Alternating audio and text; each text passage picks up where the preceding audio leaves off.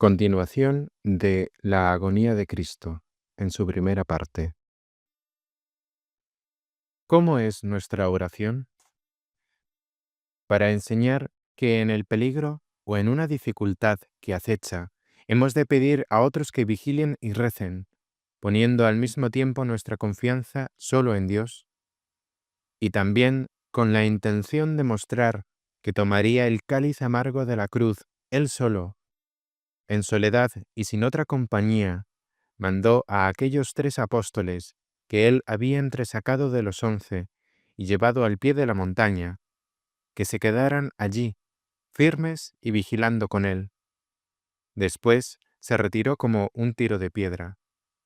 Alejándose un poco adelante, se postró en tierra, caído sobre su rostro, y suplicaba que si pudiese, se alejara de él aquella hora. Padre, Padre mío, decía, todas las cosas te son posibles. Aparte de mí este cáliz, mas no sea lo que yo quiero, sino lo que tú. Lo primero que enseña a Cristo Rey, y con su propio ejemplo, a quien quiera luchar por él, es la virtud de la humildad, fundamento de las demás virtudes, y que permite a uno remontarse hacia las más altas metas con paso seguro. Siendo Cristo, en cuanto Dios, igual al Padre, se presenta ante Dios Padre humildemente, por ser también hombre, y se postra así en el suelo. Paremos, lector, brevemente en este lugar, para contemplar con devoción a nuestro Rey, postrado en tierra con esa actitud de súplica. Si hacemos esto con verdadera atención, un rayo de aquella luz que ilumina a todo hombre que viene a este mundo, iluminará nuestras inteligencias y veremos, reconoceremos, nos doleremos, y en algún momento llegaremos a corregir, no diré ya la negligencia, la pereza o la apatía de nuestra vida, sino la falta de sentido común, la colmada estupidez, la idiotez o la insensatez con la que nos dirigimos a Dios Todopoderoso. En lugar de rezar con reverencia, nos acercamos a Él de mala gana, perezosamente y medio dormidos. Mucho me temo que así no solo no le complacemos y ganamos su favor, sino que le irritamos y hasta provocamos seriamente su ira. Sería muy de desear que alguna vez hiciéramos un esfuerzo especial, inmediatamente después de acabar un rato de oración, para traer de nuevo a la memoria todo lo que pensamos durante el tiempo que hemos estado rezando.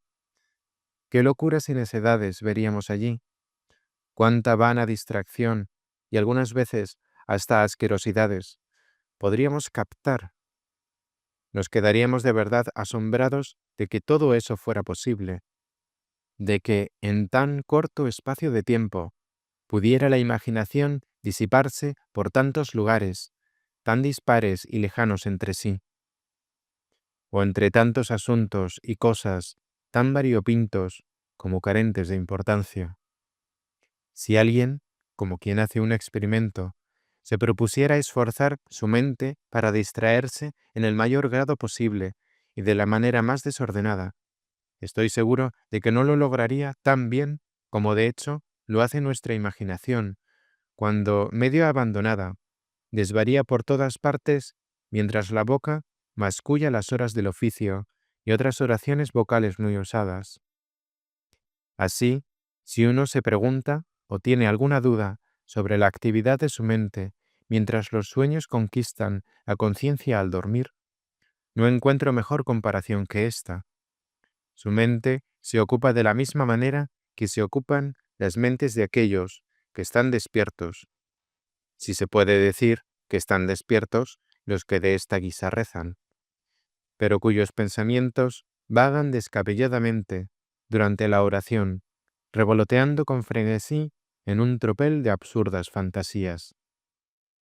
Mas hay una diferencia con el que sueña dormido, porque algunas de las extrañas visiones del que sueña despierto o rezando, y que su imaginación abraza en sus viajes, mientras la lengua corre por las oraciones, como si fueran sonidos sin sentido, Son monstruosidades tan sucias y abominables que de haber sido vistas estando dormido, ciertamente nadie, por muy desvergonzado, se atrevería a contarlas al despertar, ni siquiera entre un grupo de golfos.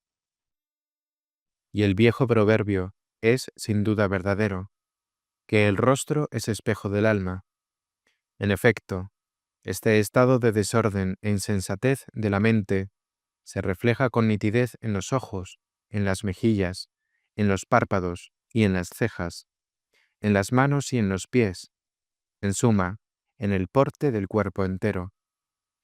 Cuando nuestra cabeza deja de prestar atención, ocurre un fenómeno parecido con el cuerpo.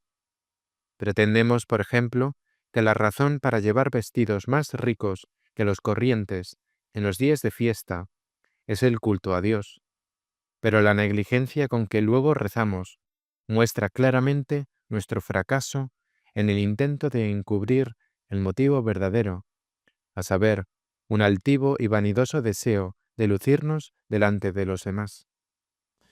En nuestra dejadez y descuido, tan pronto paseamos como nos sentamos en un banco.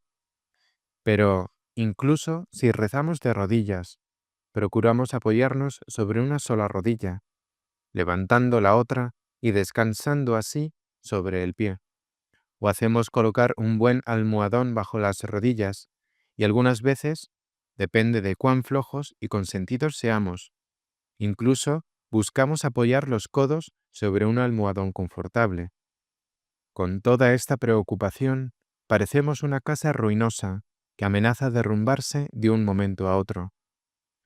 Por lo que se refiere a nuestra conducta, las mismas cosas que hacemos nos traicionan de mil maneras, mostrando que la cabeza está ocupada en algo muy ajeno a la oración, porque nos rascamos la cabeza y limpiamos las uñas con un cortaúñas, y con los dedos nos hurgamos las narices, y mientras tanto nos equivocamos en lo que hemos de responder.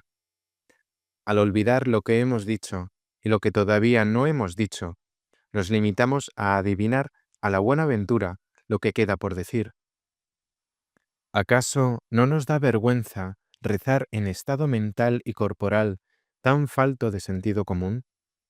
¿Cómo es posible que no nos comportemos así en algo tan importante para nosotros como la oración? De esa manera pedimos perdón por nuestras faltas, suplicándole que nos libre del castigo eterno, porque de tal modo rezamos, que incluso si no hubiéramos pecado antes, nos hacemos merecedores de castigos 10 veces mayores al acercarnos a la majestad soberana de Dios con tan poco aprecio. Imaginad, si queréis, que habéis cometido un crimen de alta traición contra un príncipe o contra alguien que tiene vuestra vida en sus manos, pero tan misericordioso que está dispuesto a calmar su indignación si os ve arrepentidos y en actitud de humilde súplica. Imaginad que está decidido a conmutar la sentencia de muerte por una multa, o incluso a perdonar del todo la ofensa, con la sola condición de que le mostréis indicios convenientes de vergüenza y dolor. Suponed ahora que llevados ante la presencia del príncipe, os adelantáis y empezáis a hablar descuidadamente, sin interés alguno, como a quien no le importa nada de lo que pasa.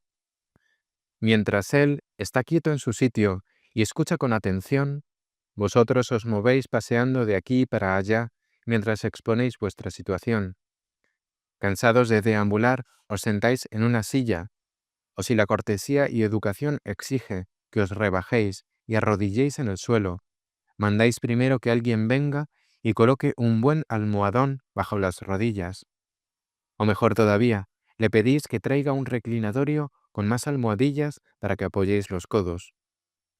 Luego empezáis a bostezar, a desperezaros, a estornudar y a escupir y eructar, sin más cuidado, los vapores de la glotonería. En fin, comportaros de tal modo que pueda el príncipe ver con claridad en vuestro rostro, en vuestra voz, en vuestros gestos y en todo vuestro porte corporal, que mientras a él os dirigís, estáis con la cabeza en cosa y asunto muy distinto. Decidme, ¿qué de bueno podéis esperar de tal modo de rogar? Consideraríamos sin duda alguna absurdo e insensato defendernos así ante un príncipe de la tierra por un delito que pide la pena capital. Y un tal poderoso, una vez destruido nuestro cuerpo, nada más puede hacer.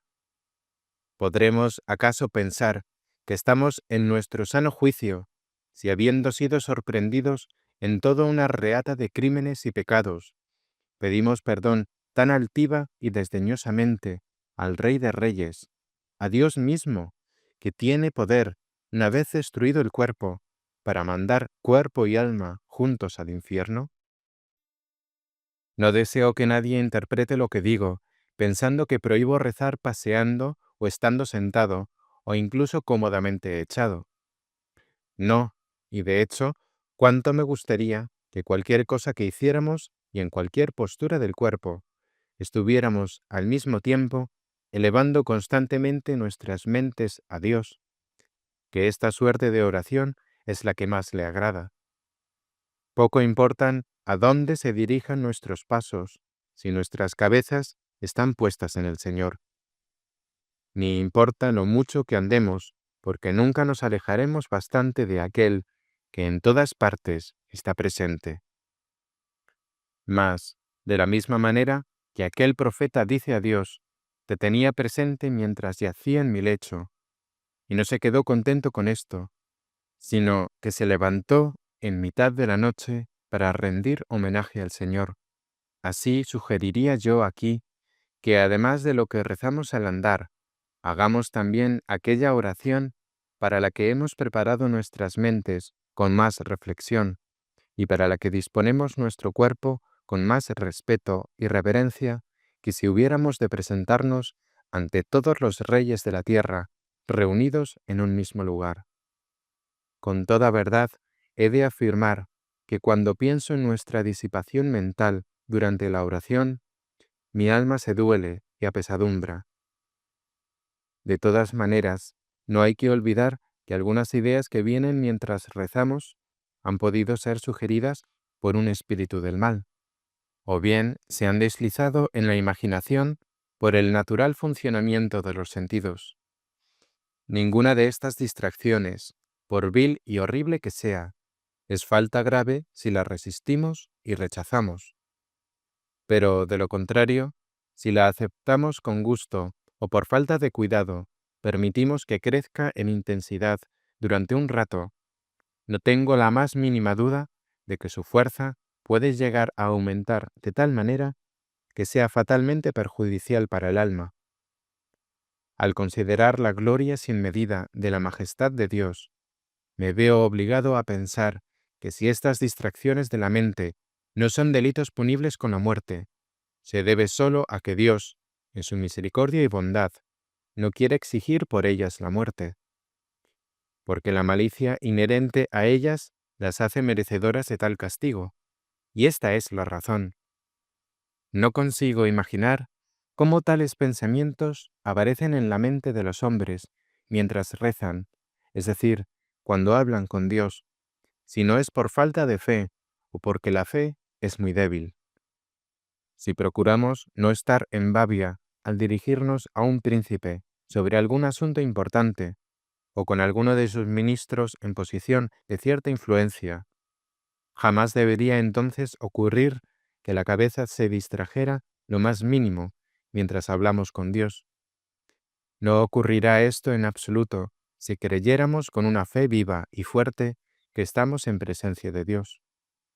Y Dios no solo escucha nuestras palabras y mira nuestro rostro y porte externo, como lugares de donde puede colegir nuestro estado interior, sino que penetra en los rincones más secretos y recónditos del corazón, con una visión más aguda que los ojos del Linceo, y que ilumina todo con el resplandor brillantísimo de su majestad. No ocurriría, repito, si creyéramos que Dios está presente, aquel Dios en cuya gloriosa presencia todos los poderosos del mundo, en toda su gloria, deben confesar, a no ser que estén locos, no ser más que despreciables gusanos. La oración de Cristo. Por consiguiente, ya que Cristo, Salvador nuestro, vio que nada hay más provechoso que la oración, y también que este medio de salvación sería a menudo infructuoso por la negligencia e insensatez de los hombres y la malicia de los demonios, de tal manera que a veces sería pervertido en instrumento de destrucción, decidió él mismo aprovechar esta oportunidad en su camino hacia la muerte para reforzar su enseñanza con la palabra y con su propio ejemplo. Daba así los últimos toques a tema tan necesario, como hizo con otros temas de su catequesis. Deseaba que supiéramos bien que hemos de servir a Dios no solo con el alma, sino también con el cuerpo, pues ambos fueron por él creados. Quiso igualmente enseñarnos que una actitud respetuosa y reverente del cuerpo, aunque tiene su origen y toma su forma del alma, aumenta al mismo tiempo la propia reverencia de ésta y la devoción del hombre a Dios. Quiso así mostrar él la más humilde forma de sujeción y veneró a su Padre del cielo en una postura corporal que ningún poderoso de la tierra se ha atrevido a reclamar, ni ha aceptado para sí cuando se la han ofrecido voluntariamente, con la excepción de aquel macedonio, ebrio por el vino y la crápula, y algunos otros bárbaros, que ensoberbecidos por los triunfos, pensaron deberían ser venerados como dioses. Cuando Cristo rezaba, no se sentó ni se puso de pie, ni siquiera de rodillas, se arrojó cuán largo era, con el rostro postrado en tierra.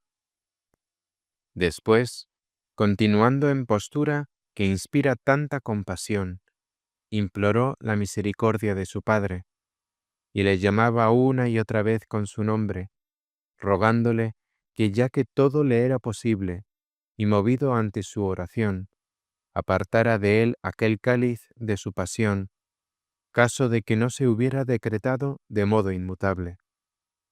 Y pedía también que su voluntad, tal como se expresa en esa oración, no fuera complacida si algo mejor perecía a la voluntad del Padre.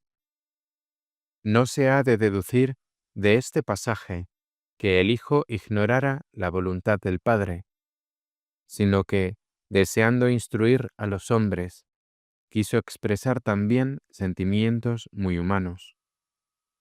Al decir 2 veces el nombre de Padre, quería recordarnos que toda paternidad procede de Él, tanto en el cielo como en la tierra, y que Dios Padre es su Padre doblemente, por creación, que es una cierta paternidad, pues venimos de Dios, que nos creó de la nada, de modo más verdadero que descendemos del Padre humano que nos produjo, porque de hecho, Él fue creado a su vez por Dios, y Dios proveyó la materia de que fuimos engendrados. Cuando Cristo reconoció a Dios como Padre en este sentido, lo hacía en cuanto hombre.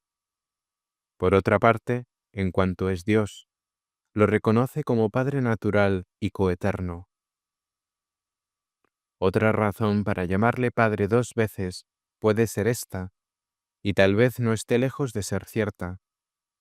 No solo quería reconocer que Dios Padre es su Padre natural en el cielo, sino también que no tiene otro Padre sobre la tierra, ya que fue concebido, según la carne, por una virgen y madre, sin intervención de varón, cuando el Espíritu Santo descendió sobre ella.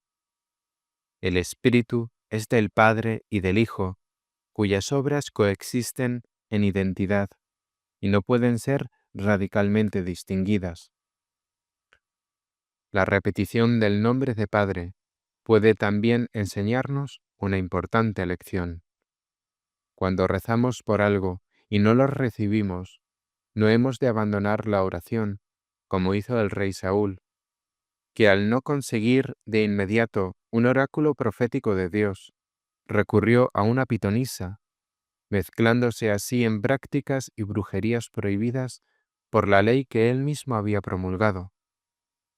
Cristo enseña a perseverar en la petición sin murmurar, caso de que no obtengamos lo que buscábamos. Y enseña esto con razón, porque él no obtuvo el indulto de muerte que buscaba del Padre con tanta urgencia, pero a la vez siempre con la condición de que su voluntad estuviera en todo sujeta a la del Padre. Por esto último, hemos de imitarle de modo muy particular. Volvió después a sus discípulos y los encontró dormidos. En amor, amori qui prestat.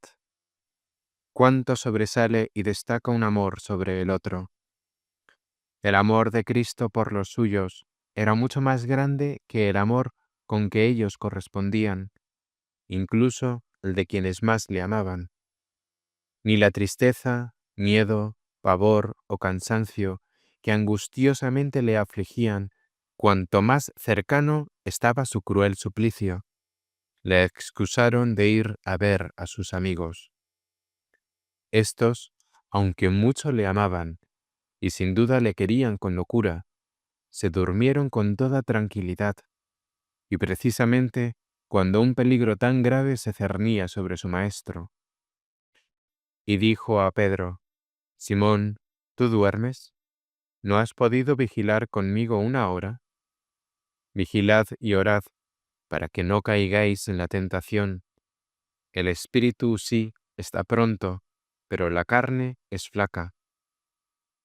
¿Qué fuerza tienen estas palabras tan breves de Cristo? Suave es su sonido, mas penetran como el pinchazo de un aguijón. Al dirigirse a Pedro como Simón y reprocharle bajo ese nombre su somnolencia, quería Cristo decir que el nombre de Pedro, dado anteriormente en razón de su firmeza, no era muy apropiado ahora ante su debilidad y su sueño. No solo interesa aquí notar la omisión del nombre de Pedro, o mejor, Cefas, sino también el hecho de que el mismo nombre de Simón no dejara de llevar su aguijón, porque en hebreo, lengua que hablaba Cristo, Simón significa el que escucha y también el que obedece. Y en esta ocasión, y contra el expreso deseo de Cristo, Pedro se había dormido, ni escuchaba ni obedecía. Estas palabras llenas de delicadeza que dirigió a Pedro llevaban otras implicaciones, y podrían haber sonado como a continuación escribo, caso de que hubiera hecho el reproche con tono más severo. Simón, que ya no Cefas, ¿duermes?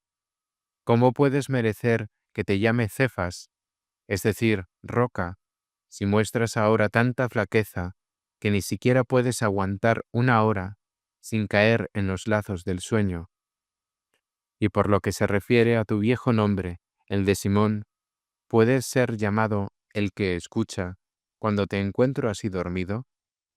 ¿Puedes ser llamado obediente cuando, a pesar de que te mandé vigilar, apenas me voy, te echas, empiezas a cabecear y te caes dormido? ¿Hice yo tanto por ti y tú te duermes? ¿Yo te hice sujeto de honores y te me duermes? Hace poco te jactabas de que morirías conmigo y ahora duermes.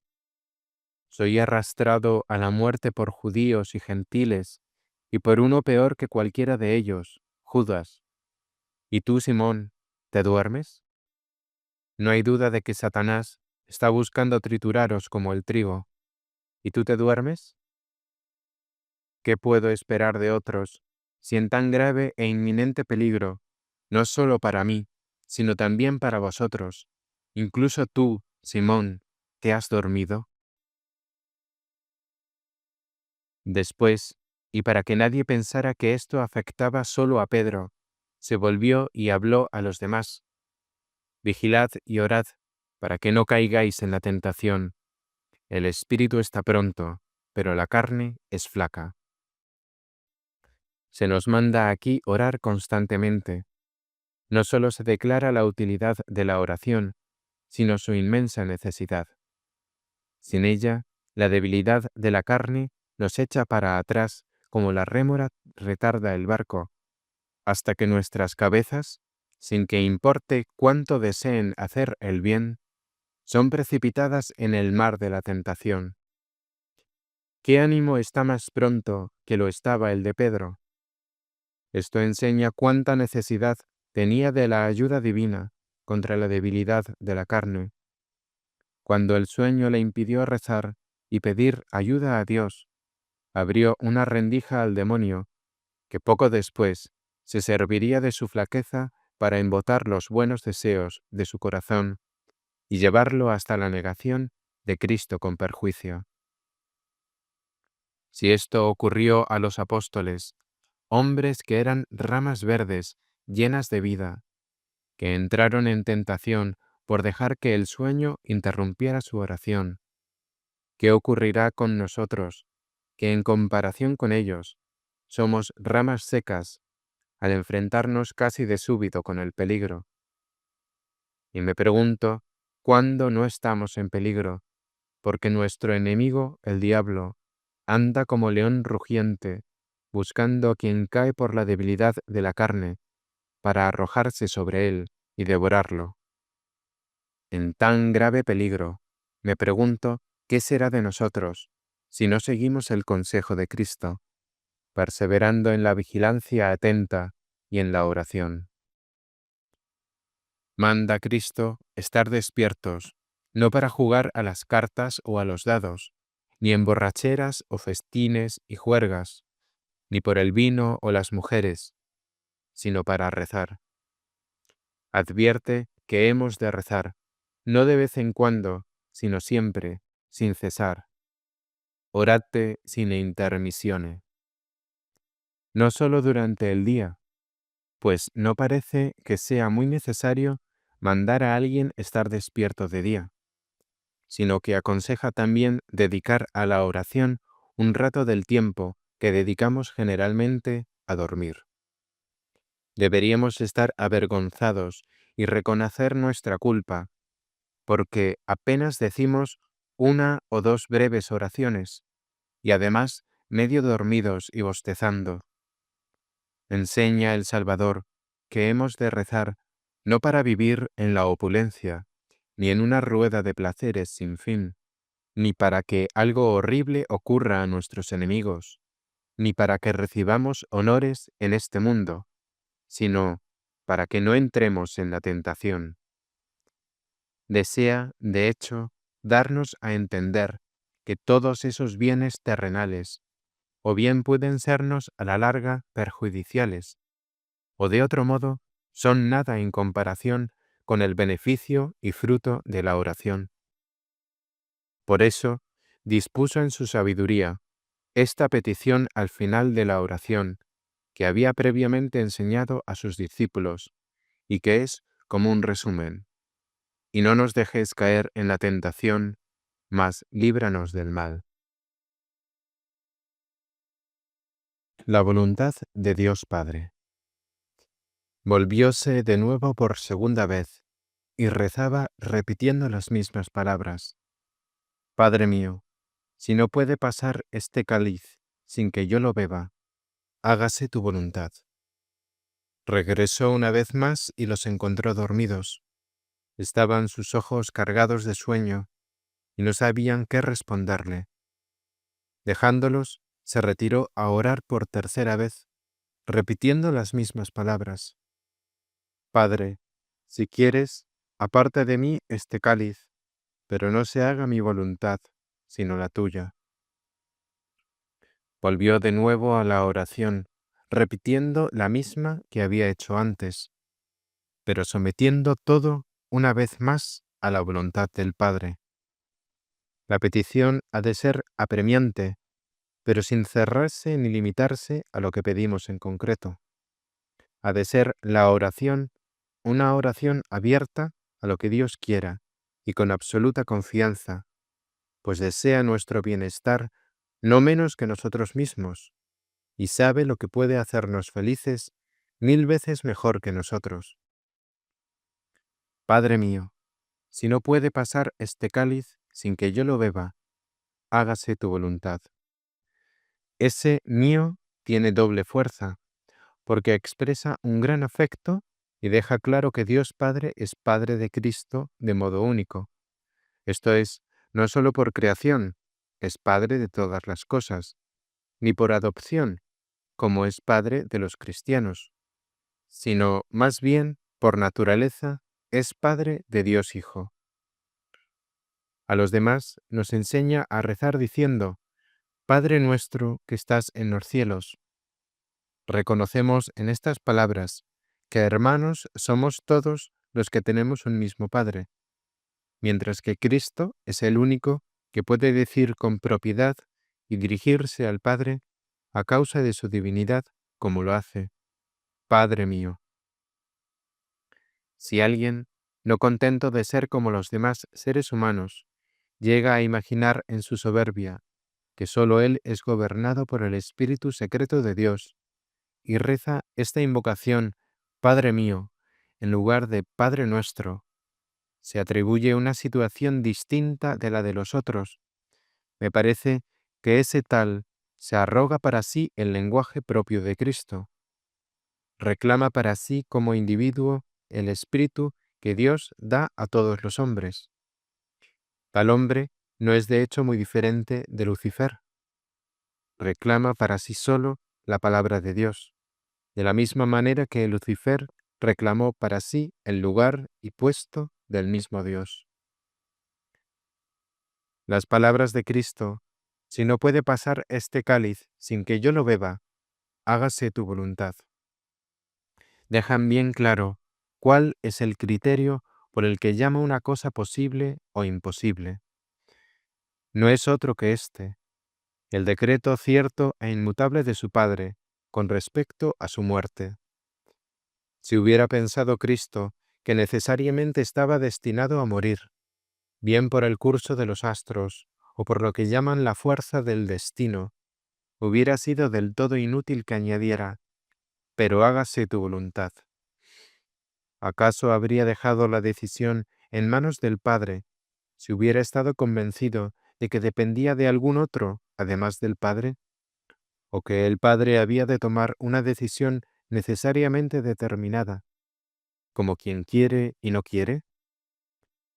Al considerar las palabras con las que Cristo imploraba al Padre para librarle de la muerte, sometiendo todo humildemente a su voluntad, no hay que olvidar que siendo Dios y hombre, no decía esto como Dios, sino como hombre. Nosotros, que somos alma y cuerpo, también algunas veces decimos de todo nuestro ser cosas que de hecho son ciertas solo del alma. Y de otro lado, hablamos a veces de nosotros, cuando una mayor precisión requeriría que habláramos solo de nuestros cuerpos. Decimos, por ejemplo, que los mártires van derechos al cielo cuando mueren, pero en realidad solo sus almas entran en el cielo. Y también decimos que los hombres, por soberbios que sean, no son más que polvo y ceniza, y que al terminar esta corta vida se pudrirán en el sepulcro. Constantemente hablamos así, aunque sabemos que el alma no va al sepulcro ni sufre muerte, sino que sobrevive al cuerpo, bien en miserable tormento, si vivió mal con el cuerpo, bien en perpetua felicidad, si vivió bien.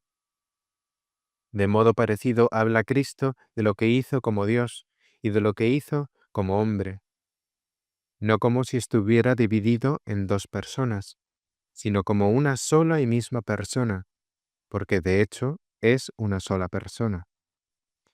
En la persona omnipotente de Cristo, humanidad y divinidad estaban unidas y eran uno, no menos que su alma inmortal estaba unida a un cuerpo que podía morir.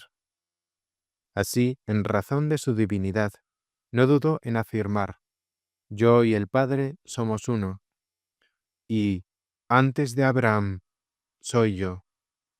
Por razón de sus dos naturalezas, dijo, Yo estoy con vosotros hasta el fin del mundo.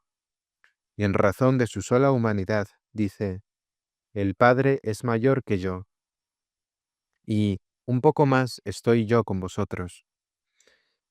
Es verdad, desde luego, que su cuerpo glorioso está realmente presente con nosotros, y así será hasta el fin del mundo, bajo la apariencia de pan en el sacramento venerable de la Eucaristía. Pero aquella forma corporal que tuvo entre sus discípulos, y este es el modo de presencia al que se refería al decir, un poco más estoy con vosotros, se nos quitó con la ascensión de Cristo, a no ser que Él quiera mostrarla a alguien, como algunas veces ha hecho. No olvidemos, al considerar en este pasaje de su agonía, sus sufrimientos y súplicas tan humildes, que parecen incompatibles con la sublime majestad de Dios, que Cristo las bendijo como hombre. Algunas entre ellas tuvieron su origen en la parte inferior de su humanidad, la que concierte a la sensación, y sirvieron para proclamar la genuinidad de su naturaleza humana y para aliviar el temor temporal a otros hombres más adelante. Ni en las palabras ni en los hechos del proceso de su agonía pensó Cristo que hubiera algo indigno de su gloria, in glorium. De hecho, puso especial cuidado en que todas estas cosas de su afligida humanidad fueran ampliamente divulgadas. El único y mismo Espíritu de Cristo dictó cuanto escribieron los apóstoles, mas encuentro difícil recordar cualquiera otra de sus obras que se preocupara tanto por dejar bien grabada en la memoria de los hombres. Que se entristeció sobremanera es algo que él mismo debió contar a sus apóstoles para que pudieran transmitirlo a la posteridad. Las palabras que dirigió a su Padre en su oración difícilmente pudieron haber sido oídas por los apóstoles, incluso si hubieran permanecido despiertos. Los más cercanos estaban a un tiro de piedra. Y si hubieran estado allí mismo, junto a él, nada hubieran oído, porque estaban dormidos. Por lo que se refiere a aquellas gotas de sangre que corrían como sudor de su cuerpo entero, se ha de decir que, aun en el caso de que hubieran visto más tarde la mancha sobre el suelo, me parece que podrían haber deducido cualquier otra explicación sin adivinar la única correcta. Era un fenómeno sin precedente. Sin embargo, parece poco probable que Cristo hablara de todas estas cosas con su madre o con los apóstoles inmediatamente antes de su muerte, a no ser que uno piense que contó el proceso de su agonía cuando volvió donde estaban los apóstoles, esto es, mientras estaban apenas despiertos o medio dormidos, o bien que lo contara en el mismo momento en que la tropa de soldados le capturó. Una sola posibilidad queda y parece la verdadera, después de resucitar de entre los muertos, y cuando ya no podía haber duda alguna de que era Dios, su queridísima madre y sus discípulos oyeron de su boca santísima la exposición detallada, punto por punto, de lo que experimentó su afligida humanidad.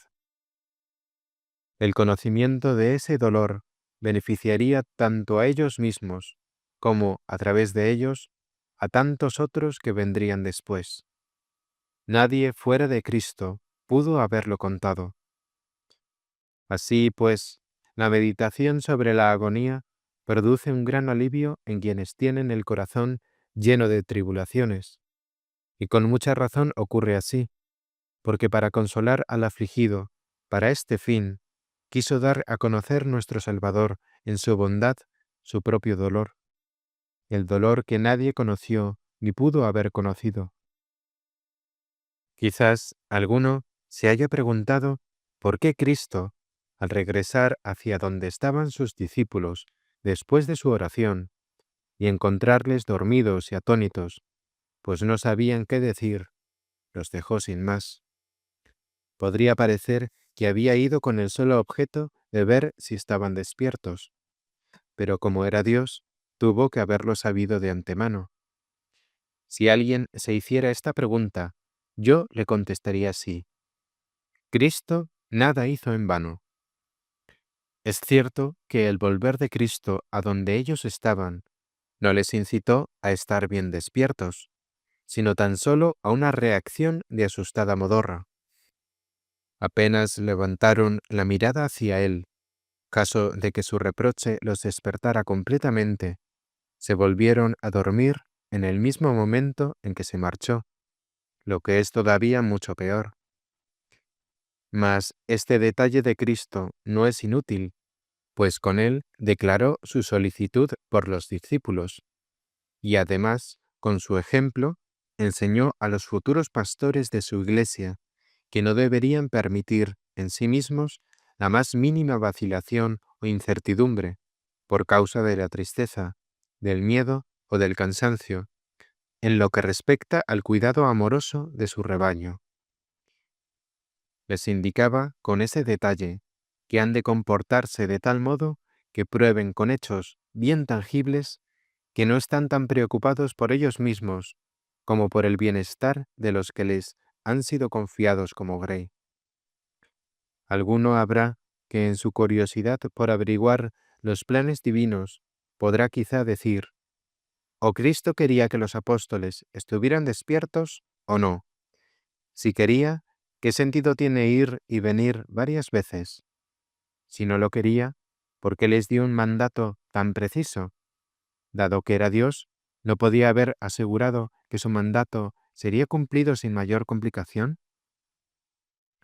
Sin ninguna duda, buen hombre, Cristo era Dios y podía llevar a cumplimiento lo que deseara, Él que con su sola palabra creó todas las cosas.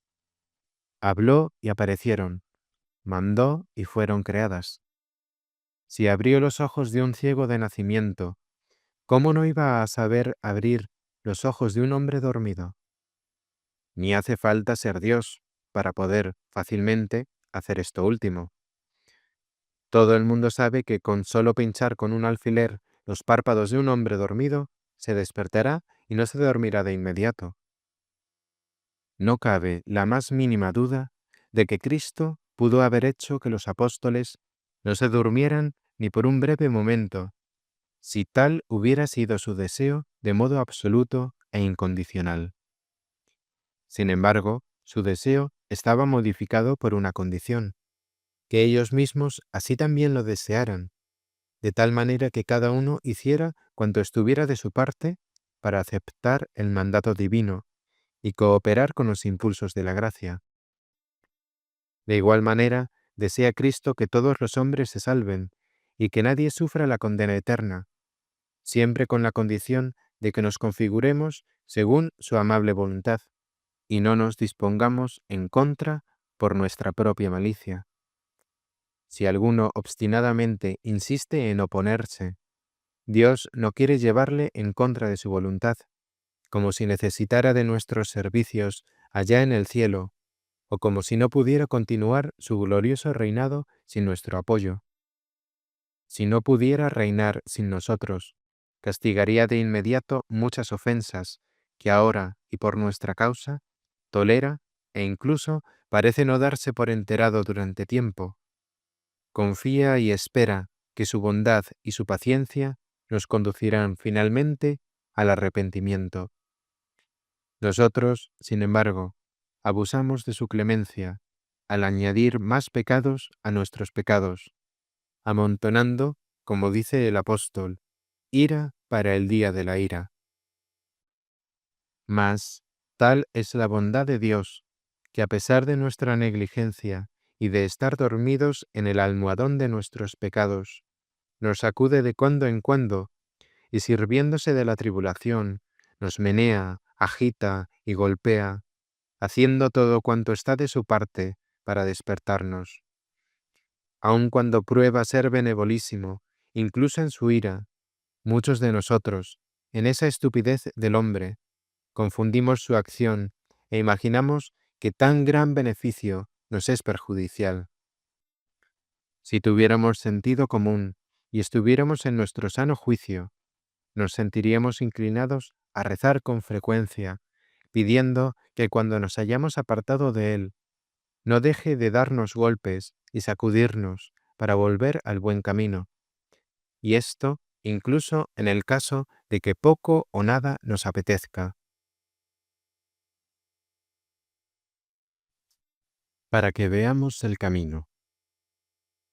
En consecuencia, hemos de rezar, en primer lugar, Viam ut videamus, para que veamos el camino y con la Iglesia podamos decir a Dios: de la ceguera del corazón, líbranos, Señor. Y con el profeta, cuando dice: enséñame a hacer tu voluntad. Y también: muéstrame tus caminos y enséñame tus senderos. Después, desearemos con toda nuestra alma correr tras de ti, oh Dios, en el olor de tu ungüento y en la dulce fragancia de tu espíritu. Si languidecemos en nuestra marcha, como casi siempre ocurre, y quedamos rezagados, tan distantes que difícilmente conseguimos seguirle desde lejos, acudamos a Dios de inmediato, diciéndole: coge mi mano derecha y guíame a lo largo del camino. Si vencidos por el cansancio, apenas tenemos ya fuerza para continuar, o si tanta es la pereza y blandenguería que estamos a punto de pararnos, pidamos a Dios que por favor nos arrastre, aunque opongamos resistencia. Finalmente, si tanto resistimos y contra la voluntad de Dios y nuestra propia felicidad nos empeñamos, tercos y duros de mollera, como caballos y burros que carecen de inteligencia, debemos humildemente pedir a Dios, con las muy adecuadas palabras del profeta: sujétame bien fuerte con el freno de la brida y golpéame cuando no marche cerca de ti. La ilusión por la oración es lo primero que hemos de buscar cuando nos veamos atrapados por la tibieza y la desidia. Pero en esa situación del alma, no apetece rezar por nada que no deseemos recibir, ni siquiera aunque nos sea muy útil. Por esta razón, si tenemos un poco de sentido común, deberíamos contar con esta debilidad por anticipado. Deberíamos preverla antes de caer en ese enfermizo y penoso estado espiritual. En otras palabras, deberíamos derramar sin cesar sobre Dios jaculatorias y oraciones como las que acabo de mencionar, implorando con humildad que si en algún momento viniéramos a pedir algo que no nos es conveniente, impulsados por los atractivos de la carne, o seducidos por los espejuelos de los placeres, o atraídos por el anhelo de las cosas terrenales, o trastornados por las insidias y maquinaciones del diablo, se haga sordo a nuestra petición y aleje aquello por lo que rezamos, derramando sobre nosotros todo aquello que Él sabe nos hará bien, aunque mucho le pidamos lo aparte de nuestra vida. Nada de particular ni de extraño tiene esta conducta. Es bien lógica. En efecto, así nos comportamos de ordinario, si tenemos un poco de inteligencia, cuando estamos a punto de coger una fiebre maligna. Advertimos y avisamos por adelantado a quienes nos van a cuidar durante la enfermedad, que, aunque se lo supliquemos, no nos proporcionen en absoluto aquello que nuestra enfermiza condición nos hará desear, aunque sea nocivo para la salud, e incluso vaya a empeorar la fiebre. Estamos a veces tan dormidos en los vicios que ni siquiera queremos despertarnos ante las llamadas y sacudidas de la misericordia divina y regresar a la práctica de las virtudes. Nosotros mismos somos la causa de que Dios se aleje abandonándonos en nuestra vida viciosa. A algunos los deja de tal manera que ya no vuelve a ellos. A otros les deja dormir hasta otro momento, según lo vea más oportuno en su admirable bondad y en la profundidad inescrutable de su sabiduría. La conducta de Cristo cuando regresó a ver qué hacían los apóstoles ofrece un buen ejemplo de esto. No habían querido permanecer despiertos, sino que se durmieron inmediatamente. Cristo, por tanto, los dejó y se marchó. Dejándolos, se volvió y oraba con las mismas palabras. Padre, si quieres, aparta de mí este cáliz, pero no se haga mi voluntad, sino la tuya. Reza y pide otra vez por lo mismo. Una vez más añade la misma condición, y de nuevo nos da ejemplo, mostrando que cuando estamos en gran peligro, aunque sea por el honor de Dios, no podemos pensar que sea inoportuno pedir urgentemente a Dios que nos procure una salida.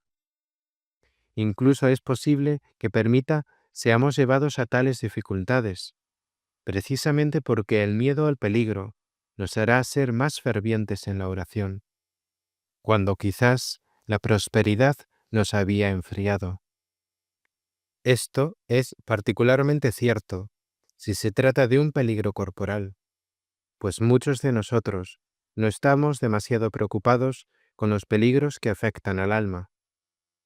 Fuera del caso de quien es inspirado y fortalecido por Dios para sufrir martirio, toda otra persona que se preocupa, como debe ser, de su alma, tiene suficientes motivos para temer que se cansará tanto bajo tal peso que acabará sucumbiendo. Solo conoce que debe sufrir martirio quien ha experimentado esa llamada de un modo inenarrable, o bien lo ha juzgado así por indicaciones y datos apropiados, de lo que se deduce que para evitar aquella misma excesiva confianza que Pedro tenía de sí, ha de rezar cada uno diligentemente para que Dios, en su bondad, le libre de un peligro tan grande para su alma. Con todo, se ha de insistir una y otra vez en que nadie ha de rezar pidiendo escapar tan totalmente del peligro que ya no quede en su ánimo el deseo de abandonar el asunto en Dios, dispuesto a cumplir con esmerada obediencia todo cuanto Dios haya dispuesto para él. Estas son algunas de las razones por las que Cristo nos dejó este ejemplo de oración tan aprovechable para nosotros, que Él se hallaba tan lejos de necesitar tal petición como la tierra dista del cielo, en cuanto Dios no era inferior al Padre. No solo su poder, sino también su voluntad se identificaba con la del Padre.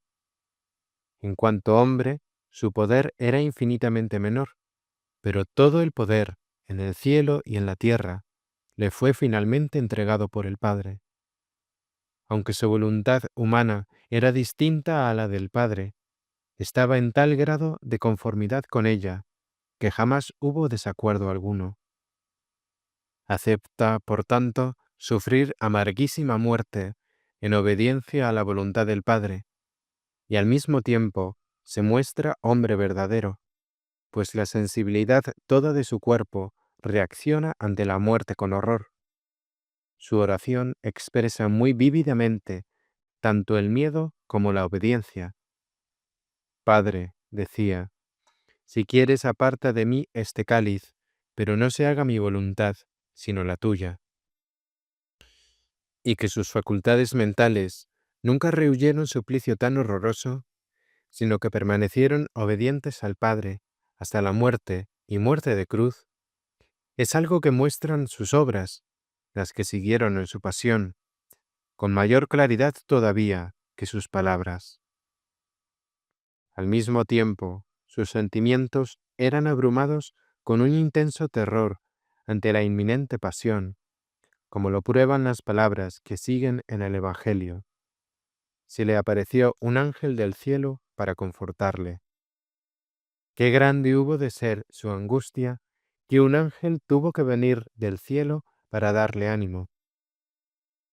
Al leer este pasaje, no puedo dejar de asombrarme ante la estupidez de quienes afirman ser del todo inútil buscar la intercesión de un ángel o de un santo difunto.